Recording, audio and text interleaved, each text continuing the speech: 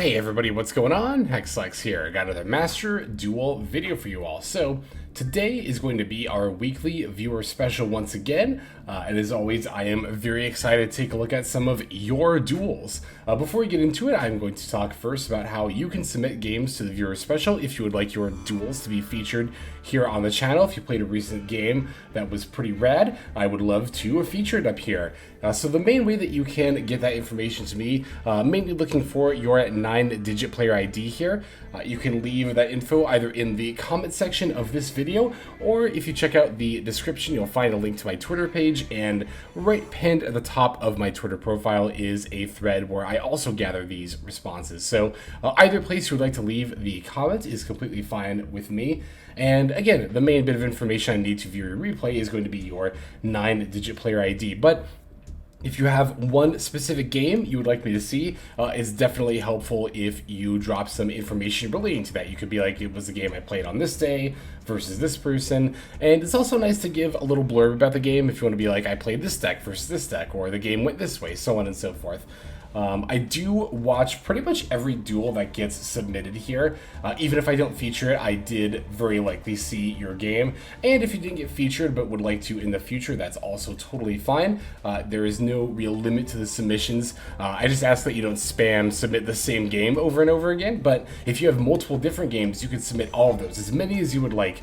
I am definitely down to take a look at them. So we have a few duels picked out here today that we're going to be taking a look at. So without further ado, let's go ahead and dive straight into the first one here. Alright, so our first submission for this week's viewer special comes to us from Toru. I believe you submitted on YouTube there, and I believe this is the duel that we are taking a look at. This is going to be Branded Tearlament versus Dogmatica.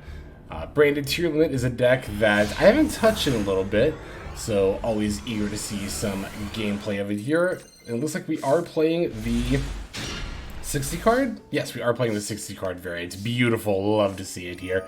Alright, so we're taking the first turn. Got a pretty decent opening hand, I guess. We are going to have to kind of, YOLO this Scream plus Havness, but if nothing else, we have Max Season Bestials to help back us up here.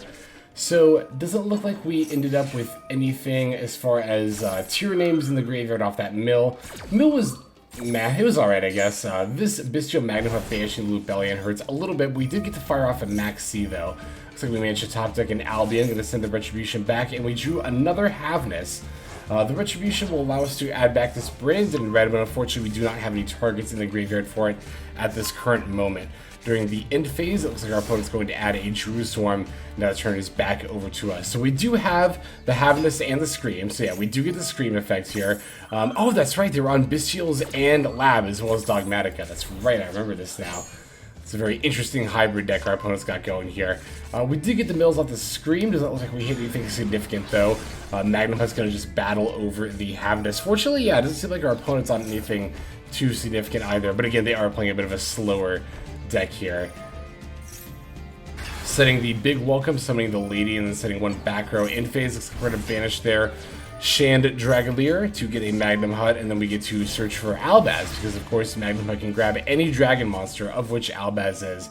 That is a very nice Ash Boss when our opponent even chain blocked in the wrong order. I think they should have, like, I guess to be fair, you would have had an opportunity to chain the Ash Blossom to the big welcome either way. I was going to say, why wouldn't they chain block with the Power Stone, but you can't really chain block in that manner. Also, what is this Power Sink Stone again? Well, this card has 2 counters. Face up monster in the field can't activate their effects. Their effects are negated. Oh, so it's like skill drain. Okay, but it's like turn by turn skill drain, kind of. I see. Okay. So we do the Ash Blossom for the big welcome here. That is very nice. It's also going to add a Power Stone, or a Spell Stone counter to this Power Sink Stone. Activating Albaz's effect, opponent is going to summon the Drew Swarm and banish the Cartesia. But we do still get the Albaz. Oh, no, we don't get the Albaz effect. Yeah, because the stone has 2 counters on it now. But here we get to just crash Drew Swarm into Magnum Hut, use that to send the lady. And alright, yeah, we summon that Albaz, so the Drew Swarm doesn't get to send it. So now we're both kind of in top deck mode. We do still have to set Branded in red, which might end up being relevant now that we actually have the Albaz on the field. Ugh. 2 star-crossed lovers on opposite sides of the board. How sad. That's cool. In any case. Top decking Mudora, the Sword Oracle, just gonna normal summon that, move straight to battle phase. Albaz, destroying Cartesia, or Ecclesia rather. And then Mudora is gonna smack directly. Alright. Opponent is drawing now, flipping over Dogmatica Punishment. Gonna send, not Natis, but the Tri-Brigade Arms thing to send Garura to draw a card, I see. And then setting a card. I feel like Entis would have been the better set here, right? Or the send, rather. I don't know. Maybe I guess we're just looking for gas and trying to find, like, at least some kind of welcome. The opponent is, not us, I guess. But, yeah, because here the stone is going to lose its spell counters because it had 2, right? Yeah, so we get monster effects again now. Just in time to top deck the Albur. Albur is going to go ahead and pop off. Oh, but the opponent's got a Cypher Gear Gamma. But we get to chain the Branded in red. Oh, and we get to fuse it away so they don't get to summon the Gamma, right? Or do they still summon the Gamma? Is it summon and if you do negate? Yes, it's summon and if you do negate. So the Gamma actually will still get summoned. That's actually ideal for us. Because it means, yeah, the Gamma still comes down. It's not going to stay in the hand there. So the Albur is still going to get negated, but we do at the very least get to make a Guardian Chimera. And the Power Sync Stone hasn't negated it yet. So big welcome will bring back the Lady Lab and also bounce the Driver back to hand. Not Gamma though, that's interesting. But yeah, Guardian Chimera looks like it's going to just get rid of all these back row. It's too bad we made the Guardian Chimera in defense mode actually, because we could have battled over the Lady here, but it's all good. Here comes Lubellion. Sarnier F will send the Branded Lost. Lubellion F will set up the Branded Regained. And yeah, I mean, the opponent isn't able to really battle over either of these two monsters here, so it's going to be a little bit rough for them. Especially because they're still pretty much on top deck mode. Not even pretty much, because yeah, we knew that last card was Driver. Using the Shand Dragolier to set up a big welcome, and using the big welcome in the graveyard to bounce the Guardian Chimera before getting the Shand Dragolier back to hand. And yeah, passing because they just can't get over the Lubellion's 3,000 defense points. Top decking a Rhino Heart, goddamn. That's so good. Like, the Albaz was already pretty decent, but yeah, the Rhino and Scream is just gonna, that's pretty easily gonna secure the game from there. So, thank you very much for the submission, Toru. That was an excellent deck where we had a pretty grindy game against Lab. Usually, if a game against Lab lasts as long as 9 turns, like, it's, you know, Lab wants the game to go on longer, right? That's what all control decks want. So the fact that we were able to win in the grind game against a deck like Lab is pretty nice. So that's going to go ahead and do it for this one. Let's go into the next duel here. Alright, our next game comes to us from Cax. Hope I said your name correctly there. They have a duel with Dragon Link against C-Links here. I am very eager to check this out. I love watching other people play Dragon Link because Dragon Link is just one of those decks where I feel like I'm always, whenever I play the deck, I feel like I'm always missing something with whatever line I do. So it's always nice to see other people play the deck and just see what kind of lines they do. And just like, oh, I never thought of that, you know, that kind of moment. So I'm going to start off by activating the Chaos Space, pitching to Saranir. It's going to get Ash Blossomed. But to be fair, we do have Rocket Tracer in hand, so we might have a line here. I'm trying to think. We have some amount of plays, if nothing else.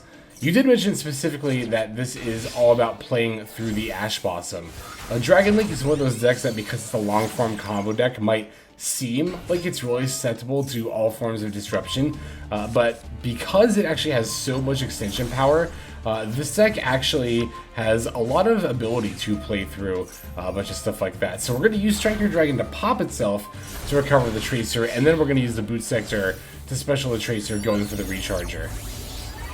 That actually is really nice because then you might think like, oh, couldn't you just have summoned Tracer and activated the effect? If we did that, we would have had to have given up either the Chaos Space and a Branded Beast in hand, and because we did it this way, we don't actually have to do that. So I do think that was pretty well played there. Ooh, nice. We milled a Lubellion, so we got to sack off the Chaos Ruler for that, and we hit the Wyvern Burster off the Chaos Ruler as well. Branded Brigade is going to get to draw us a card. Now we have the advantage of the mini Chaos Dragons going. This is nice. This is a really good spot to be. A very nice recovery, again, following that Ash Blossom during our early plays there. Chaos Ruler is going to bring itself back. alongside the Striker and the Collapse Serpent. It looks like we are linking off the Chaos Ruler with the Striker Dragon, going for the Dark Charmer, Gloomy. Ooh, a royal one. Very nice. Now we get to use the Chaos Space to put back the Chaos Ruler, get an extra draw there. Linking off the Collapse Serpent into the Guard Dragon Pisty. Collapse Serpent effect will add us another Wyvern Burster, and then Darken Lubellion for Triple Burst. Is that what's going to happen here? Or no, we're summoning Sarnier, and these two are going to go for the Triple Burst. I see. Boom, there's Triple Burst Dragon. Now Pisty can activate to bring back the Tracer. Linking off Lubellion, Pisty, and Triple Burst for, of course, the one, the only, Boral and Dragon. And then, yeah, now we get to use Borland's effect to bring back the Recharger and go for the Borload Savage. So, yeah, even though we got hit with the Ash Blossom and didn't weave Ravine into our line at all, we still managed to end on the Borland, Borload end board here. And, of course, we also have this Branded Beast alongside the Brigade to act as Disruption. Very, very nice there. So, opponents on Eldritch, pitching it and the Eradicator Epidemic Virus. Okay, I actually want to pause and have an Eldritch appreciation moment.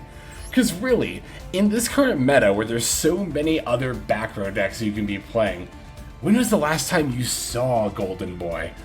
I almost miss him. I do. I honestly almost miss him. I think almost being the operative word of that sentence. But it's something refreshing to see the Eldritch and not like one of the Labyrinth monsters or a Traptrix monster or Runic cards or something like that. So we are going to be negating the Eldritch effect as it's coming down. Branded Fusion is happening next. Oh my god, wait. It's Branded and Lab and Eldritch. I totally forgot about this.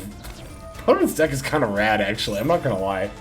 Lubellion is activated, pitching the Welcome Lab. We get to not only negate that with the Borland, but also summon a Bestial monster off of the Branded Brigade here. Very, very nice. We also, yeah, of course, get the Rocket Tracer as well. We're setting a field spell and then sacking it off to get the Golden Boy onto the board with 3,500 attack points here. A classic. We also have Mr. Branded Beast to pop off the Druid Swarm. And the Druid Swarm gets to send the Eldritch, because I believe the Eldritch effect, when it brings itself back, it does not make it unaffected. It just makes it so it can't be destroyed. Yeah, destroyed by card effects. But the Druid Swarm notably sends the monster to the graveyard. It does not destroy it. So, alas, Golden Boy will fall susceptible to the Druid Swarm there. In more ways than one. You know, a lot of the reason that Eldritch is not seeing play is because, you know, when you're a light or dark monster that likes being in the graveyard, you're just not having a good time in a meta like this. So there we go. There is that game against C-Links there. Very, very nice. Very nice showcase of, again, playing through the Ash Blossom and doing a line that didn't even involve the Dragon Ravine and still setting up a nice D-Link end board. Thank you very much for the submission. Now let's go ahead and take a look at our last duel here. And finally, our last game comes to us from Barto. They have a game playing against Blackwing, and I believe we are on Sprite. Yeah, Blackwing can be a bit tricky to play against sometimes with the Assault Blackwinged Dragon, especially if they summon like 3 of them, and then you're just like taking casually 2100 damage every time you activate an effect. But even the one with its board wipe effect threatening can also be a lot to deal with. Here's Black Whirlwind followed by the Black Feather Whirlwind. Black Whirlwind, of course, being the dreaded card that makes the archetype flow very consistently. Here, thankfully, they just had the Vala here, so they're only able to search something with less than 800 attack with the Black Whirlwind, but the Vala, or not, sorry, Vala Vata, rather, of course, is still an extremely powerful card in its own right. Looks like we're using the Baldrake to banish the Zephyros here. That's good. That means they get at least one less body on the board. Using the Chinook effect to negate and lower the attack of the Baldrake. Sinking now for the hot Red Dragon Archfiend Abyss using that Black Winged Dragon. And then, yeah, now we get to bring out the Black Winged Assault Dragon as well. So that's an Omni Negate as well as, again, damage and the threat of a board wipe as well. We're going to start with the Bestial Magnamut here, activating the effect to search. And opponent surprisingly throws out an Ash Blossom here? Question mark? I don't know. There's pretty much no deck where it's right to use Ash Blossom against Magnamut Search. Like, it's not even going to happen until the end phase, And especially, like, I don't know. Especially against pretty much any deck that plays Bestial Monsters, there's always going to be a better Ash Blossom target. This is just a general tip, like not even just in this one situation here. But if your opponent, especially if your opponent has like 4 cards in hand like we have here, I would pretty much never use Ash Blossom against a Bestial Magnum Hut. Bestial Lubellion is also kind of generally the same, right? Like if it's the opponent's first turn and they still have a ton of cards in hand, I generally would never use Ash Blossom against the Lubellion's effect to discard and search a Bestial monster, because again, pretty much every single deck that's going to be playing this amount of Bestial monsters has a better Ash Blossom target, right? Against Branded, it's going to be the Branded Fusion. Against Sprite here, it's probably going to be something like Gigantic or Starter. Against Dragon Link, there's a number of things you could Ash Blossom, just depending on the situation and what your opponent's board and hand state is like. So, yeah, just wanted to throw that out as just a little tip there. Do not use Ash Blossom against Bestial's monsters, generally speaking.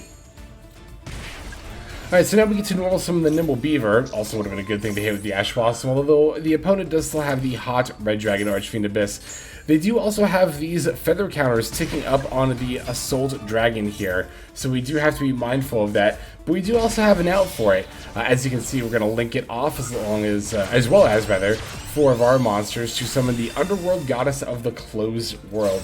That might have looked weird to give up 4 of our monsters to do that, but that was actually correct because, you know, at that point, again, with the Blackwinged Assault Dragon having the 4 counters there, it can destroy all cards on the field at any given moment. So linking it off of the field as soon as possible is definitely ideal. Plus, we have the starter that we just got off of Jet. So yeah, as you can see, we definitely still have a lot of plays here, even if we did have to give up 4 of our monsters on board. Alright, here's the 3200 Gigantic Sprite. Opponents used all their disruptions, so they do not have any left to stop anything that's happening here. Linking it off with the Nimble Beaver for the IP Masquerena. Bringing back the Ronin Totem here. Here I think I would definitely just go ahead and crash, although we might have something better to get rid of the hot Red Dragon Archfiend. Oh, bring out Nightmare Phoenix, getting rid of the Black Whirlwind. Oh, does that? No, wait, we already triggered the Angler, that's right. I don't know, I feel like I was about to say, like, I feel like crashing into the, oh, but this is still negated. Wait, what negated the hot Red Dragon Archfiend? How is this still negated? I missed that. I definitely missed that. Where is that? Hang on. Wait, they activated it against the Nimble Beaver. And then, oh, we Underworld Goddess, that's right. Oh, so that's why we didn't crash. I was gonna say, like, I would have definitely crashed the 3200 Gigantic into the hot Red Archfiend so that we don't get negated later. But I see what's happening here. Yeah, because the Underworld Goddess, that negation is not until end of turn. That's just kind of like lingering. It's permanent. So yeah, the hot Red Dragon Archfiend doesn't get to do anything here. And we're just going to use IP Masquerena to go into Avermax anyway.